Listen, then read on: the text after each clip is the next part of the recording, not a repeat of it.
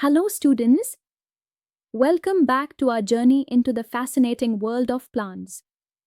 Let me ask you, have you ever walked through a pine forest and noticed the fresh scent of resin or admired the ornamental cycads in a garden?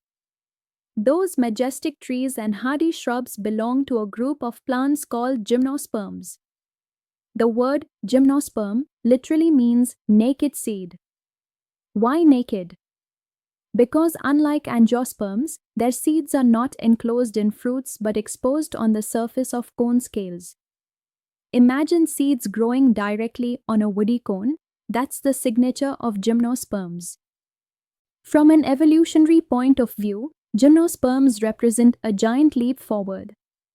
They were the first seed-bearing plants to conquer dry land after the ferns, paving the way for the flowering plants that came later.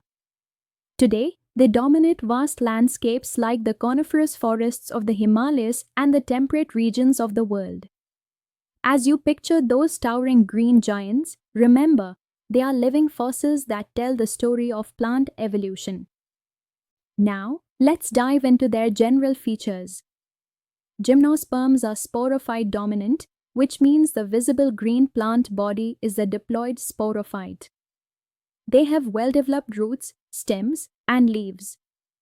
Their leaves show remarkable adaptations. Think about the pine needles. They are long, narrow, and waxy. This structure is not just for looks, it reduces water loss and helps them survive harsh, cold, or dry environments. In contrast, cycads have large, pinnate leaves that resemble palms, adding to their ornamental beauty. If you take a closer look inside, their vascular system is efficient and strong. The xylem transports water and minerals, but here's something interesting. In most gymnosperms, xylem lacks vessels except in Netem, which shows an advanced feature similar to angiosperms. Isn't it fascinating how evolution works in steps? These traits allowed gymnosperms to colonize habitats where many other plants struggle. Let's now zoom into their underground and woody structures. Gymnosperms usually have a taproot system, but in cycas, some roots are highly specialized. They are called coralloid roots. They actually house cyanobacteria inside them. These bacteria perform nitrogen fixation, enriching the soil and benefiting the plant. Isn't it incredible? A perfect symbiotic teamwork between microbes and plants. Above the ground, the stems are usually erect and woody. One of the best examples is Sequoia sempervirens, the giant redwood, which can reach over 100 meters in height, making it one of the tallest living plants on Earth. Just imagine a living organism taller than a 30-story building. Gymnosperms also form another important partnership. In pinus, the roots are associated with fungi in a relationship called mycorrhiza. The fungi help the plant absorb minerals, especially phosphorus, while the plant provides sugars to the fungi. It's nature's own give-and-take relationship. This kind of cooperation is what keeps ecosystems alive and balanced. Now comes the most exciting part: how gymnosperms reproduce.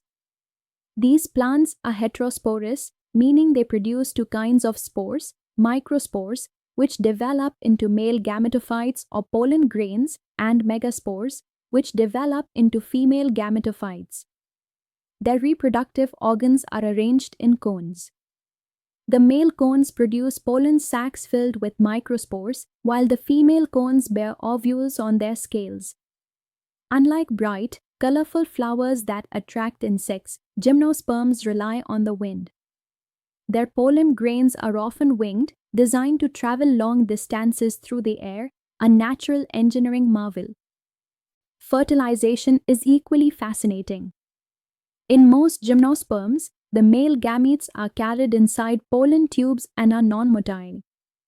But in primitive members like cycas and ginkgo, the sperm cells are actually large and motile, equipped with thousands of flagella to swim towards the egg. Imagine that, tiny microscopic swimmers inside plants. But here's a key difference: Unlike angiosperms, gymnosperms do not show double fertilization. They have their own unique pathway. So, what happens after fertilization? The zygote develops into an embryo inside the ovule. The female gametophyte tissue around it stores nutrients, acting like packed food for the young embryo. But here's the iconic feature: the seeds are not enclosed in fruits. They remain naked, exposed on the surface of megasporophylls, which are the scales of female cones. If you've ever opened a pine cone, you can actually see these seeds attached to the woody scales. Nature also equips them for dispersal. In conifers, seeds are often winged, making them light and aerodynamic, perfect for wind dispersal. Step by step, this process ensures the survival and spread of gymnosperms across vast regions. Now, why should we humans care so much about gymnosperms? Well, they are invaluable to us. Conifers like pine, FIR, and cedar provide softwood timber, which is widely used for making furniture, building materials, and paper. From pinus, we also get resin that yields turpentine, an important industrial solvent. Oils from Cedrus deodara have aromatic and medicinal uses. One of the most famous medicinal gymnosperms is ephedra. From it, we derive the alkaloid ephedrine, a life-saving drug for treating asthma and bronchitis. Beyond utility, gymnosperms enrich our environment. Cycads, with their ornamental foliage, and Araucaria, often seen in gardens, enhance aesthetic beauty. And ecologically, gymnosperms dominate the boreal and temperate forests, playing a key role in carbon cycling and supporting wildlife. Truly, they are pillars of both nature and human economy. Let's quickly connect everything we've learned today. Gymnosperms are vascular, seed-producing plants with naked seeds borne on cones. Their needle-like leaves, mycorrhizal roots, and woody stems make them superbly adapted to survive in challenging habitats. They reproduce through heterospory, with male and female cones, and fertilization leads to the formation of naked seeds that are often winged for dispersal. Economically, they give us timber, resin, medicines, and beauty for our gardens. Isn't it fascinating that these plants, which once shaded the dinosaurs millions of years ago, still stand tall today as redwoods and pines? They connect us to Earth's evolutionary history while continuing to serve us in countless ways. I hope you now appreciate gymnosperms not just as a chapter in your textbook, but as living examples of resilience, adaptation, and survival. Biology truly is the science of life, and gymnosperms are a shining example of that. Until next time, keep observing the wonders of the living world around you.